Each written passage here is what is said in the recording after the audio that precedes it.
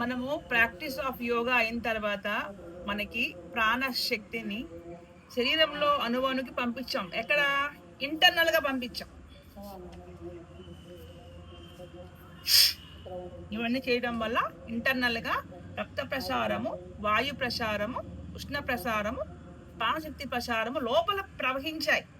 మనం లోపలికి వెళ్ళిన తర్వాత పైన కూడా మనం ఇలా చేసుకోవడం వల్ల వాటికి ఒక ధైర్యం, ఒక ఉత్సాహం, ఒక ప్రోత్సాహం అనేది ఉంటుంది. ఇప్పుడు మన పిల్లల్ని ఎన్నో కోట్లు సంపాదించి హాస్టల్లో పడేస్తున్నారు అనుకుందాం మనలో అనమాట. మనం వాళ్ళకి ఏం మిస్ అవుతున్నాం? విద్యను ఇస్తున్నాం, మంచి ఫుడ్ని ఇస్తున్నాం, అన్ని ఇస్తున్నాం. మేము వాళ్ళకి ఏమి ఇవ్వట్లేదమ్మా? ప్రేమ, ఆప్యాయతగా. ఇట్రా తల్లి. ఇప్పుడు ఈ పాప ఉందమ్మా, అక్కడ కూర్చోబెట్టి నేను స్నాక్స్ కొనిచ్చి నేను అన్ని ఇస్తారు. తనకు కావాల్సినటువంటి ఫేరుల్లో ఏమంటారు, లిప్స్టిక్లు, హైబ్రో పెన్సిల్ అన్ని ఇవన్నీ పట్టుకెళ్ళి చదువుకో బాగా అమ్మ అని చెప్పేసి వచ్చేస్తారు. అది అది అది కాదు. నా దగ్గర ఏం నేను పెట్టే స్తోమత నా దగ్గర లేదు. కానీ ఈ పాపని అమ్మా ఇట్లా కాదమ్మా, కోపం తెచ్చుకోకూడదు తల్లి.